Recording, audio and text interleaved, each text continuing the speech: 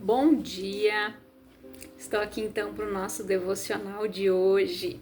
E hoje nós vamos ler Hebreus capítulo 12, versículo 1, diz assim: Assim nós temos esta grande multidão de testemunhas ao nosso redor.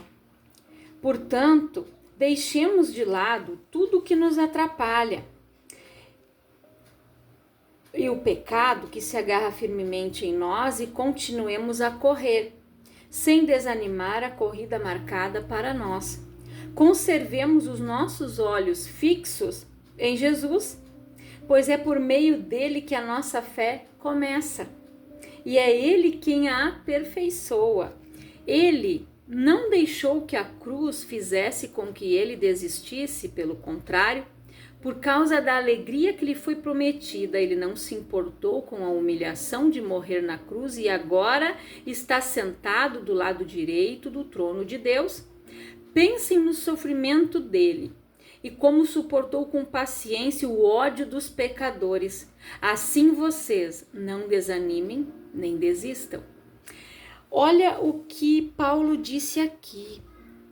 Assim nós temos, essa grande multidão de testemunhas ao nosso redor.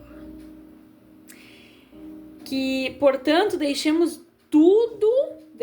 de lado tudo que nos atrapalha e o pecado que se agarra firmemente em nós e continuemos a correr sem desanimar a corrida marcada para nós.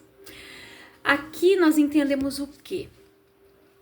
Que para cada um de nós, essa carreira que foi proposta, que foi escrita para nós, é o propósito, é o plano que Deus tem para a vida de cada indivíduo, individualmente. A salvação, ela é individual. Eu não vou salvar ninguém e ninguém vai me salvar. Se eu não olhar para a cruz, se eu não ficar com os olhos fixos em Jesus, se eu sair do caminho, eu vou me perder. Então eu preciso continuar o caminho, a carreira que me foi proposta. E essa carreira, gente, ela só vai terminar o dia que Jesus voltar. Nós vamos ter que continuar correndo ela, correndo. Não é só aquela corridinha, aquela rústica que é marcada uma vez por ano, a corrida de São Silvestre, aquela famosa, que é todo o final do mês de dezembro. Não, esta carreira é contínua, que assim como um atleta em uma corrida de longa distância, você deve ser paciente para crescer como um cristão. O crescimento espiritual, gente, é como uma escadinha. Você vai subindo degraus. Você vai indo até chegar lá em cima. Aqui, como fala que nós devemos ser pacientes como um atleta, o atleta, ele se prepara para uma corrida. Ele não vai de qualquer jeito, não. Ele tem que ter um preparo físico, ele precisa correr, ele precisa fazer exercícios, ele precisa cuidar da sua alimentação e assim é conosco. Nós precisamos cuidar do templo, do nosso corpo, da nossa mente, do nosso coração. Nós precisamos estar preparados para correr. Preparados para lutar todos os dias, porque é uma luta constante, é uma batalha constante espiritualmente, falando, é espiritual. A palavra diz que a nossa luta, ela não é contra carne e sangue, mas contra hostes e principados da maldade em lugares celestiais. Então a nossa luta, ela não é contra pessoas, mas ela é contra demônios, contra espíritos malignos que usam a vida de determinadas pessoas para fazer o mal. Assim como nós vimos quantos testemunhos ali na Bíblia daquele jovem cujo o espírito maligno o jogava no fogo, o lançava na água, a fim de tirar a vida daquele rapaz. Mas quando aquele pai chegou até Jesus, cansado de ir em tantos lugares, e ele disse: eu já levei até nos teus discípulos, eles não conseguiram curar ele. Jesus libertou ele e disse: tudo é possível ao que crê. Aquele pai disse: me ajuda na minha incredulidade. Porque aquele pai já havia batido em tantas portas, em tantos lugares, e ninguém havia libertado o filho dele verdadeiramente, curado o filho dele. E assim hoje, muitas pessoas batem em portas erradas, procurando cura, procurando paz, procurando a solução dos seus problemas. Mas nada se resolve num passe de mágica. E o único que pode curar, salvar, transformar, mudar e fazer você nascer de novo é Jesus. Mais ninguém. Antes da gente conhecer o Evangelho, nós batíamos em portinhas erradas também. E a gente ia com a esperança de que as coisas iriam mudar, mas não mudava. Porque quem está por detrás disso faz com que tudo pareça por um determinado momento que está dando certo, resolveu, depois volta pior ainda. Porque o diabo, gente, ele não dá nada para ninguém. O diabo não tem poder para curar ninguém, para reverter situação de ninguém. O que é impossível é para Deus. Então pare de bater em portas erradas, no ocultismo, se benzendo e por aí vai. Eu também bati nessas portas, porque isso foi passado de geração em geração, até que quando nós conhecemos a verdade, isso foi anulado da nossa família, da nossa vida. Quantas pessoas sofrem até hoje por doenças, frutos que elas não sabem de uma benzedura, de um benzimento, que elas estão ali acometidas de problemas na coluna, nas pernas, tudo isso, gente, consequências de bater nas portas erradas. Porque a palavra é bem clara: eu não troco a minha glória, não divido a minha glória com ninguém. E quantas pessoas atribuem para demônios a cura que receberam, só que elas foram curadas mediante a fé delas. Se você for fazer um trabalho de macumba e o batuqueiro lá, ele vai dizer para você, o pai de santo: se você não acreditar, eu não faço. Sabe por quê?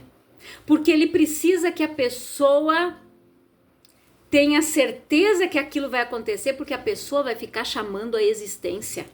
A pessoa vai ficar dizendo: vai dar certo, eu fiz o trabalho tal lá, já abri os caminhos, eu já isso. É isso que ele quer. Em tudo o diabo tenta se parecer com Deus, mas ele não é Deus. E eu digo mais para você: ele veio para matar, roubar e destruir. Ele não veio para dar nada para ninguém, não. E Jesus, ele veio para dar vida e vida em abundância. Quando Jesus cura, ele cura por completo. Ele não faz nada pela metade. Eu sou a prova viva disso. Eu tinha um problema no braço que para medicina era incurável. E Jesus me curou. Jamais eu seria massagista, eu faria o que eu faço hoje, se Jesus não tivesse me curado. As minhas clientes dizem: eu nunca vi tanta força na mão dessa mulher. É ele. Porque para o homem, para a medicina, não tinha cura. Mas para ele tem. Quando eu entendi que aquilo não era meu, que Jesus já tinha pagado o preço por mim, que ele tinha levado tudo lá naquela cruz. Quando eu compreendi isso, quando eu ouvi aquela palavra, no momento em que o pastor foi orar, eu compreendi, eu coloquei a mão no meu braço e eu disse, em nome de Jesus, eu dou uma ordem para esse espírito de enfermidade, sai do meu braço, aqui não é o teu lugar, Jesus já pagou o preço. O meu braço queimou como fogo, parecia que alguém tinha riscado um palito de fósforo ali, estava queimando, queimava, nunca mais. Pois é, Deus ele não faz nada pela metade, a obra dele é completa. E a bênção dele, ela enriquece e não acrescenta dor. Aquilo que Deus dá é algo permanente. E a gente precisa permanecer neste caminho. Se a gente sair fora, se a gente olhar para a direita, olhar para a esquerda, se a gente perder o foco do nosso alvo, o atleta, aquela pessoa que corre, ela vai fixa olhando sempre para frente, para o caminho que ela tem que seguir, com os olhos fixos lá na linha de chegada. Ela não começa a olhar para trás assim, quantos faltam? Estão me alcançando? Tem quantos atrás de mim? Não. Ela segue fixa, convicta, da onde ela deve chegar. Por isso aqui a Bíblia compara a nossa corrida como a de um atleta. O atleta não sai do caminho. Tem aquele que para, né? Tem aquele que cansa, tem aquele que desiste, mas eles vão reto, todos eles vão reto, segue aquele caminho, aquele objetivo, aquele alvo. O nosso alvo é Jesus, o nosso alvo é a salvação. Cuide para que ninguém roube a tua coroa, está escrito lá em Apocalipse. Então, tem esse cuidado, que a gente não vai terminar essa corrida em uma semana, um mês, não, um ano. Essa corrida, ela vai levar a nossa vida toda. O plano de Deus para torná-lo a pessoa que Ele quer que você seja, exige um compromisso vitalício. Você não pode criar um curto-circuito nesse crescimento. Você tem que seguir em frente, sem desanimar, sem cansar. O crescimento espiritual, ele não tem limite. Quanto mais nós crescemos em Deus, menores nós nos tornamos em relação a nós mesmos. Em Deus, esse crescimento é estável e seguro. Quando João Batista, ele estava falando de Jesus, João Batista disse, é necessário que eu diminua e que ele cresça. É necessário que eu diminua. Sabe o que é o diminuir? É matar o meu eu, o meu ego, a minha vontade, a vontade da carne, que é de ficar dormindo e não levantar para ir no culto. A vontade da carne é que você fique em casa assistindo um filme, que você não vá na tua célula, que você não vá num grupo de estudos, que você não vá numa reunião da igreja. A vontade da carne é essa. Ela não quer que você jejue, ela não quer que você ore. É assim que nós diminuímos. Quando nós deixamos a nossa vontade, o nosso eu, para fazer a vontade dele, aí nós crescemos, evoluímos espiritualmente, como seres humanos, como criaturas, como filhos de Deus. Nós crescemos. Nós só vamos evoluir o dia em que nós abrirmos mão da nossa vontade para fazer a vontade dele. Só um exemplo, não é para exaltar ninguém, porque nós não tiramos foto só de nós ali para colocar no nosso grupo da igreja, mas ninguém tira foto não. Quando uma vez por mês nós nos reunimos para fazer os alimentos, uma vianda, uma sopa para as pessoas necessitadas, nós deixamos a nossa vontade de lado. Pessoas deixaram de viajar no feriadão de Páscoa porque tinham o compromisso de no sábado estar lá para fazer as viandas e levar uma palavra para aquelas pessoas antes de entregar comida sólida para elas. Elas alimentaram a alma e o espírito daquelas pessoas. Pessoas abriram mão de um sábado em família para ir lá fazer comida para quem não tinha o que comer. E isso é abrir mão do nosso eu, da nossa vontade, fazer a vontade do Pai, porque Jesus disse que se a gente visse uma pessoa passando fome, passando frio, e a gente não ajudasse, a gente estaria deixando de fazer para Ele. Quando os discípulos disseram, mestre, mas quando é que nós te vimos nu e com fome não te alimentamos? Quando você deixou de cuidar de um dos meus? Aquela pessoa que está lá fora, numa lata de lixo, procurando o que comer, ela é criatura de Deus. Deus criou ela também. Por algum motivo ela está ali.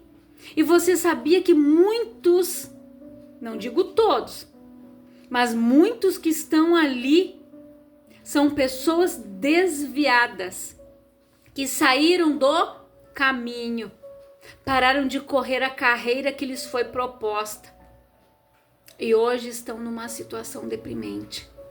Porque é assim que a pessoa fica quando ela larga o caminho.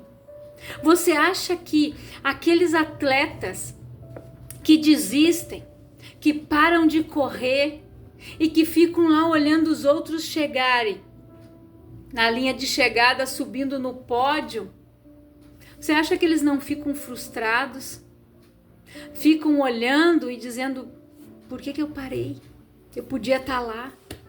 Nem que eu não subisse no pódio, mas eu vou concluir a corrida. Só que muitas pessoas desanimam. Começam a olhar para os defeitos dos outros. De repente aqueles que pararam pensaram, mas aqueles lá se prepararam melhor do que eu, eles correm melhor do que eu, têm um preparo físico melhor. Não olhe para isso. Jesus escolheu todos nós, não saia do caminho, não olhe para a direita, não olhe para a esquerda, olhe só para Jesus, que é o autor e consumador da nossa fé. E quando depositamos a nossa fé em Jesus Cristo, acreditando que Ele morreu na cruz pelos nossos pecados e que Deus o ressuscitou dentre os mortos, nascemos de novo e o Espírito Santo passa a habitar em nós. Tornar-se cristão, portanto, é entrar em um relacionamento com Deus por meio de Cristo. Isso envolve uma vida sobrenatural, pois a Bíblia diz que se alguém está em Cristo, nova criatura é essa nova vida dentro de nós. Então ela tem que crescer. Temos que crescer na fé, na esperança, na dedicação do reino. E qual é a sua escolha hoje? Você que está aí fora do caminho, você que por algum motivo parou de correr. Quantas pessoas estão afastadas do caminho porque deram desculpas? Quantas pessoas não se inscrevem lá numa rústica, numa corrida? Porque eu estou muito velho, porque eu não tenho fôlego, porque eu não tenho isso. E exatamente assim as pessoas fazem com Cristo. Elas dão desculpas para não ir na igreja. Primeiro eu vou parar de fumar. Primeiro eu vou parar de beber, depois eu vou. Você acha que o diabo vai deixar você parar de fumar, você parar de beber para ir para a igreja? Nunca.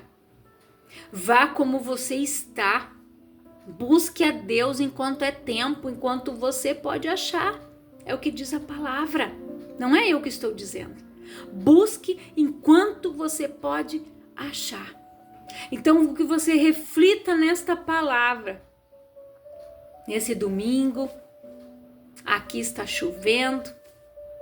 Que você reflita nesta palavra, nesta manhã, nesta tarde, nesta noite, eu não sei em que momento você vai escutar ela.